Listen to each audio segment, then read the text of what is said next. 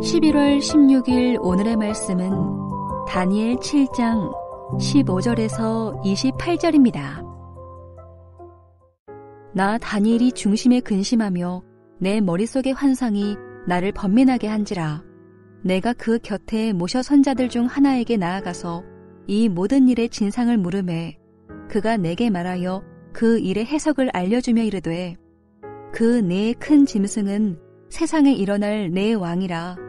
지극히 높으신 이의 성도들이 나라를 얻으리니 그 누림이 영원하고 영원하고 영원하리라. 이에 내가 넷째 짐승에 관하여 확실히 알고자 하였으니 곧 그것은 모든 짐승과 달라서 심히 무섭더라. 그 이는 쇠요, 그 발톱은 노시니 먹고 부서뜨리고 나머지는 발로 밟았으며, 또 그것의 머리에는 10뿔이 있고 그 외에 또 다른 뿔이 나오매 새 뿔이 그 앞에서 빠졌으며, 그 뿔에는 눈도 있고 큰 말을 하는 입도 있고 그 모양이 그의 동류보다 커 보이더라.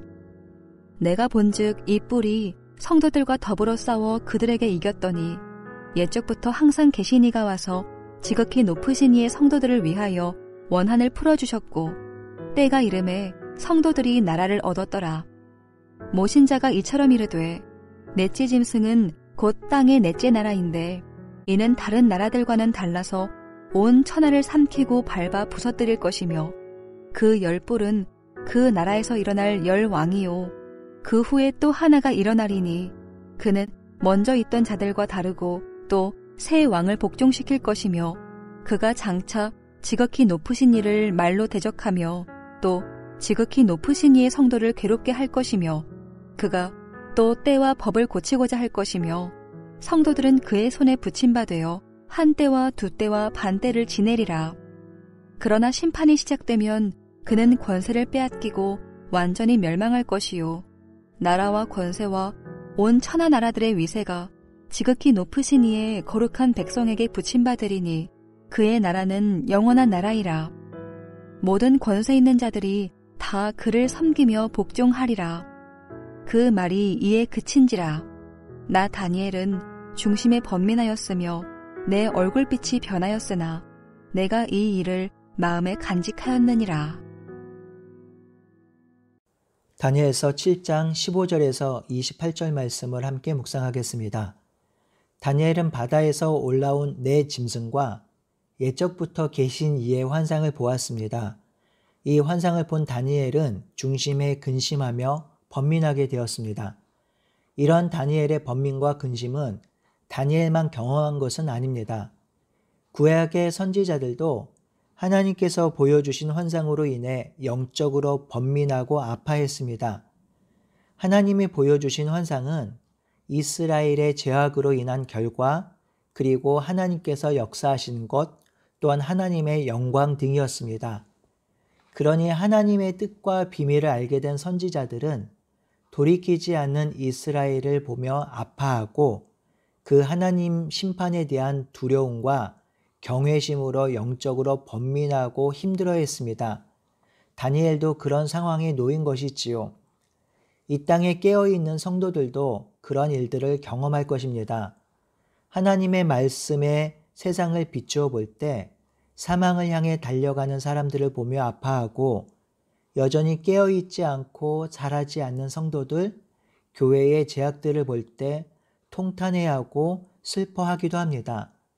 주의 말씀이 거룩한 자들의 마음에 역동할 때 우리도 이런 경험을 하기도 하지요. 이제 다니엘이 곁에 모신 자 중 한 분에게 이 환상의 의미를 묻지요. 이에 그가 해석을 알려줍니다. 이 내용이 17절, 18절에 기록되어 있죠. 먼저 천사가 내 짐승은 세상에 일어날 내 왕이라고 하였습니다. 18절에 그리고 지극히 높으신 이의 성도들이 나라를 얻으리니 그 누림이 영원하고 영원하리라고 하였습니다. 천사는 내 짐승이 너무 강력하여 이 짐승으로 인한 환난과 고난이 극심하기에 이 사실을 알리기 전에 환상의 결과를 미리 이야기하고 있는 것으로 보입니다. 결국에는 지극히 높으신 이, 즉 옛적부터 계신 이 창세전부터 계신 하나님의 성도들이 하나님 나라를 상속받고 그 안에서 누림이 영원하고 영원할 것이라고 말해주는 것이죠. 천사는 하나님 나라의 영속성을 말하고 있습니다. 짐승의 나라가 아무리 힘이 세고 강대하다 하더라도 그 짐승 나라가 승리할 것이 아니라 결국 하나님의 성도들이 영원한 나라를 상속받고 이길 것임을 분명히 먼저 말해주고 있습니다. 하지만 다니엘은 이 천사의 말을 그대로 믿기가 어려웠습니다. 그 이유는 넷째 짐승 때문이죠. 이 넷째 짐승이 너무 강력하고 무서웠습니다. 그래서 다니엘은 넷째 짐승에 대해서 다시 말합니다. 넷째 짐승의 이빨은 쇠며 발톱은 노치라 합니다. 이 짐승은 먹이를 잡아먹고 그 나머지 짐승을 발로 짓밟는다고 하지요. 이 짐승의 머리에 10뿔이 있고 그 10뿔 사이에 다른 뿔 하나가 나옵니다. 그러면서 3뿔이 빠졌지요. 다시 나온 뿔에는 눈도 있고 큰 말을 아는 입도 있고 그 모양이 다른 동물보다 더 커 보인다고 했습니다. 다니엘이 환상을 보고 번민한 것이 이것이 아닐까 싶기도 합니다. 21절인데요. 이 네 짐승이 성도들과 싸워서 이기고 있다는 것이죠.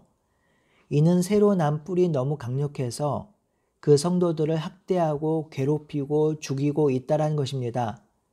성도들의 환난과 고난이 극에 달하고 있다는 것이죠. 도저히 성도들의 힘으로 새로 난 뿔을 이길 수도 없고 방어할 수도 없다는 것이죠. 21절의 의미는 성도들이 고통당하고 고난당하는 시간이 있다라는 것입니다.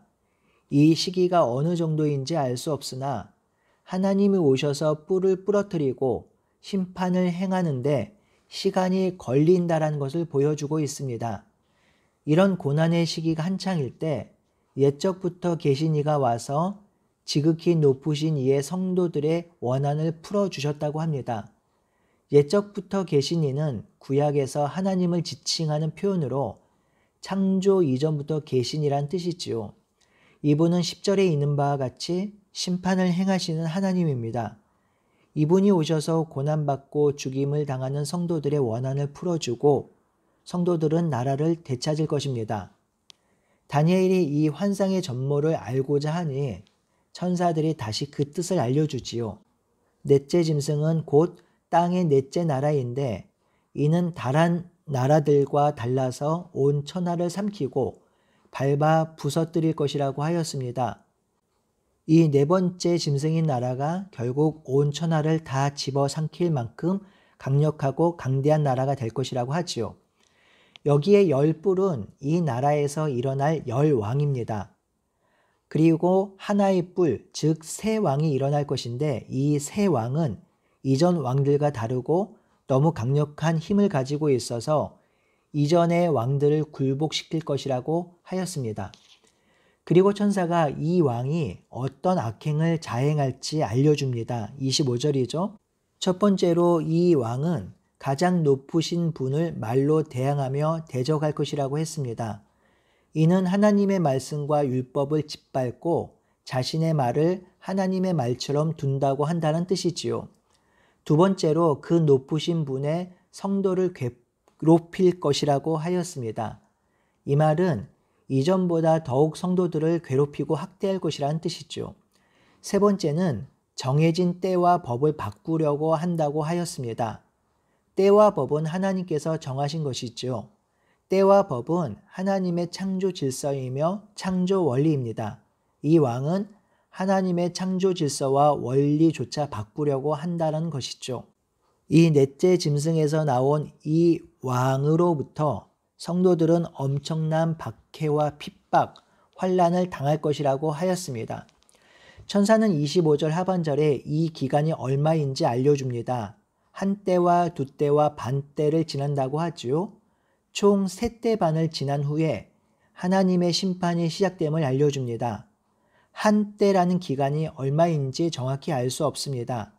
한 때를 1년이라 하면 3년 반이지요. 하지만 1년의 기간은 아닐 것입니다.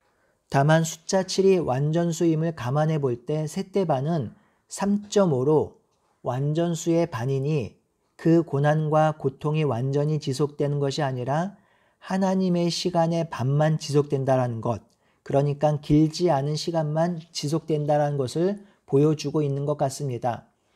이 천사가 마지막 결말을 말해줍니다. 26절, 27절입니다. 이 세대 반이 지나면 심판이 시작될 것이라고 하지요. 이 심판이 시작되면 그 왕은 권세를 빼앗기고 완전히 멸망할 것입니다. 완전히 소멸될 것입니다. 나라와 권세와 온 천한 나라들의 위세가 지극히 높으신 이의 거룩한 백성에게 임할 것입니다. 나라와 권세와 이 표현은 주기도문에도 있지요. 나라와 권세와 영광이 하나님 아버지의 것이라고 고백했는데 그 나라와 권세를 성도들에게 주시겠다라는 것입니다. 천사는 이 나라는 썩지 않고 소멸되지 않는 영원한 나라이며 모든 권세자들이 성도들을 섬기며 복종할 것이라고 하였습니다. 오늘 본문에서 나온 넷째 짐승을 많은 학자들은 헬라라고 합니다.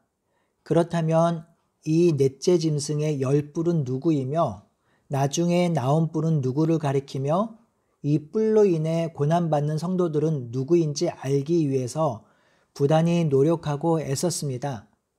가장 일반적인 해석으로는 이 10왕들은 셀류쿠스 왕조를 뜻하며 나중에 나온 뿔은 안티오쿠스 4세 에피파네스라고 합니다. 실제로 이 에피파네스는 헬라 제국의 제우스를 가장 높은 신으로 섬기며 종교의 통일성을 이루려 했고요. 율법을 지키는 유대인을 멸절하려 했습니다. 또한 새로운 달력을 도입하면서 때를 고치려고 하였지요. 그래서 이 에피파네스를 마지막에 나온 뿔이라고 사람들이 생각하기도 합니다. 하지만 이 본문에서 가장 중요한 것은 전체적인 맥락입니다. 이 땅에는 끊임없이 짐승의 나라, 제국의 나라가 생겼다 없어지고 또 생깁니다. 이 기간 동안 성도는 고난당하고 환난을 당합니다. 21절에 있는 바와 같이 짐승이 싸워 이기는 일도 일어날 것입니다. 하지만 결과적으로 짐승이 승리하지 않습니다. 짐승이 가진 힘, 강한 권력, 강대한 돈, 자본이 승리하는 것이 아닙니다.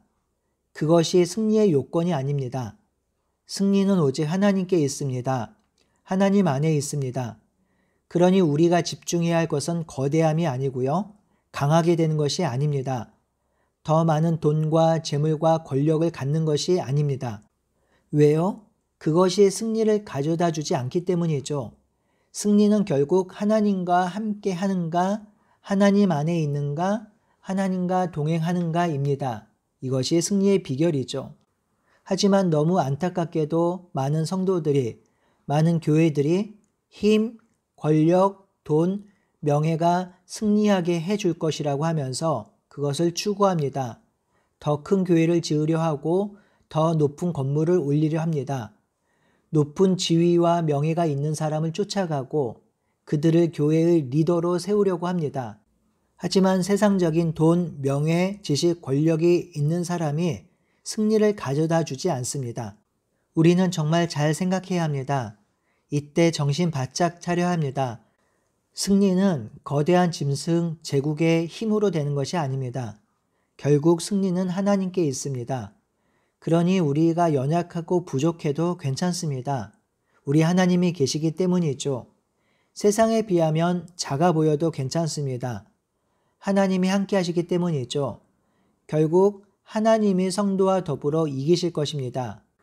그러니 세상 것에 위축되지 말고 하나님 안에 있는 우리가 승리할 것임을 기억하며 오늘도 세상을 살아가는 우리 모두가 되기를 바라고 소원합니다. 아멘.